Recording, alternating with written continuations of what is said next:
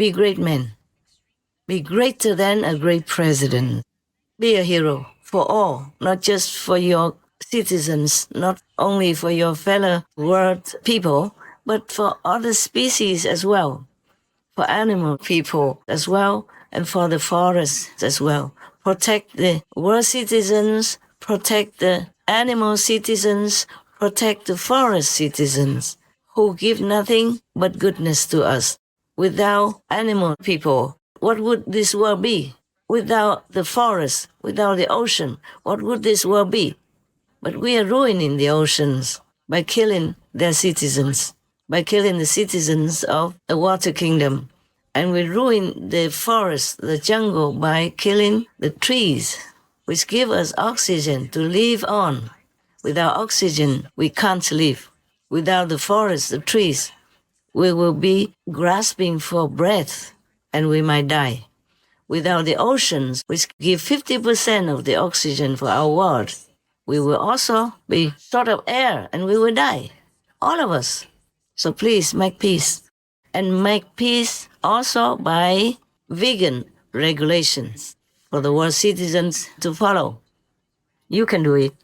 You are in a strong position. You are leaders of nations. What you talk, people will listen. If you talk with your passion, with your true interest to protect their lives and their families, their children, and protect the world from disappearing. If people don't change their way of life, there will be more disasters than you have witnessed so far, and more pandemics than you have suffered by COVID-19. Trust me, I have no gain in telling you all this, just perhaps more danger. I have to live in a wilderness now, also because I have to protect my safety, because the things I talk, the things I do, which are with utmost interest in helping other people and helping the poor innocent animal people in the forest and the ocean, but it doesn't bring me anything good except risk to my life from fanatic people, even fanatic religious so-called believers, and some of the powerful religious leaders and organizations. So I gain nothing from telling you, great leaders of the world, all this. Please help. Help to protect this planet. Help to protect your citizens. Help to protect the innocent, harmless animal people. Help to protect the forests. All these are saving the planet, saving your life, your family's life, your children's life. The ocean, the animal people, the forest, the trees are our benefactors. The ocean, forests, animal people, all of these are the beautiful kingdoms next to our kingdom, helping us tremendously. Without their loving energy, we probably would have been gone already. The planet probably would have been ruined, or at least all humans would have died already. Without the ocean, fish people, you don't have any oxygen. You don't have any agent to absorb all the CO2 and even methane. Without oceans, without forests, we're dead. And immediately, as if thousands of atom bombs have been dropped on our world. So please think about all this. No personal pride, not even about just one country's interest. Do it all for the world's sake. And you live in this world, not just for other people, you see? And thank you very much. If you ever listen to my talk, I beg God to protect you, your countries, and your personal good, your loved ones, your interests. May all be well for all of you, the leaders of the world, especially American President Trump and President Zelensky of Ureign. And now for President Putin, please make peace or you will go to hell and no chance ever to get out. I mean it. You know I don't lie. In several hells you will endure tremendous suffering. Dying but never can die.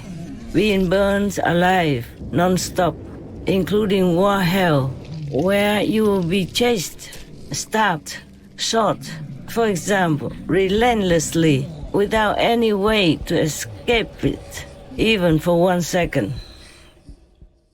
For Putin to change, to turn around, to be leader of peace. And all of you are the leaders in the world to support peace in any way you can. Amen. I might have missed some points in my talk because there are too many to mention anyway. I also don't want to bore you, but if it's important and if I remember again, I will tell you another time. President Zelensky, Your Excellency, with all due respect for the European leaders and you and your country, I have to say that again, don't rely only on European allies to support you, because they will be also exhausted one day. They also don't have such a, I told you already, they don't have such a passion to fight, because they have been used to peace for a long time now. Their countries are good. They have enough, sufficient financial support and food and everything for themselves. But if they have to be involved in war, all that will be gradually or even abruptly ended. Even to make weapons, that can't be forever. Sort of material is one thing, and manpower too. They don't have the heart to want to plunge themselves into war. You could see that in the beginning already. Isn't that funny to you? That Russia have posted 200,000 soldiers at your border already. And even America warned you at the last moment that Putin will make war in your country in 24 hours. And nobody did anything, including your own. You didn't bring the soldiers at the border to prevent them from coming in. It seemed like a surprise to everybody. But the surprise lasted for 2 months. That is too much. I don't know where you were. Where were your people? Where were your soldiers? Huh? They already ate up Crimea, not like they didn't do anything. They already chewed away, at Donetsk, for example. And they are standing next to your border, 200,000 strong with equipment and everything. And your country, your leader, your army did nothing to stop it. At least you show it.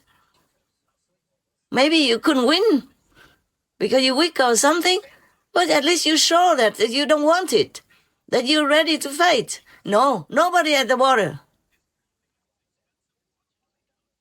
And even in Snake Island, just maybe a handful of soldiers there, left alone there. And this is the border point as well, a strategic point. You didn't even do anything. You left them alone there, so the Russians came and just captured them all, even though they had such a admirable spirit. They did not beg the Russians or anything. They even swear to reply to the Russians who told them to surrender. They didn't surrender. They even replied to them with all courage and dignity.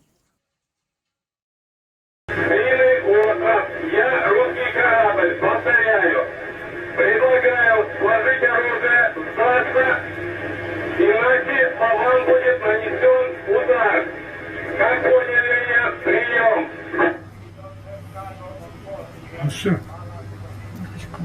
Нахуй тоже надо. На всякий случай.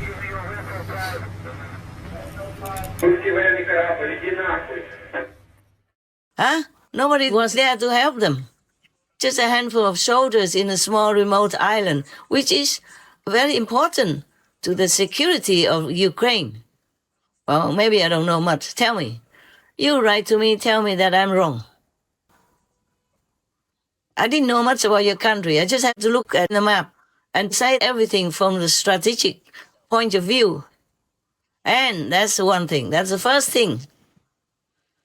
And the second thing, when the tanks of the Russians were already in your land, on the highway, queuing up for miles long already, stuck there because one of the front tanks was kaput. having a problem and could not continue. So the whole queue of tanks stood together on the highway, open for everybody to see. A reporter somewhere took those photographs and videos. But what did you do? Nothing. Huh? Could have done something there when they were stuck in that kind of stagnant position. Wasn't it easier to eliminate them or at least to fight or to do something? No, nothing. They just stood there. And later somebody reported maybe some of the Russian drivers of the tanks in the front didn't want the war, didn't want to go further, so they made their tanks kaput, made their tanks not run anymore. And I think it's correct, because not all Russians are having the heart to kill. Russian people are humans just like you, like your country's citizens. They're just driven, forced to fight. Otherwise they would die, and their family will be punished also. That's why they probably thought of how to stop the war.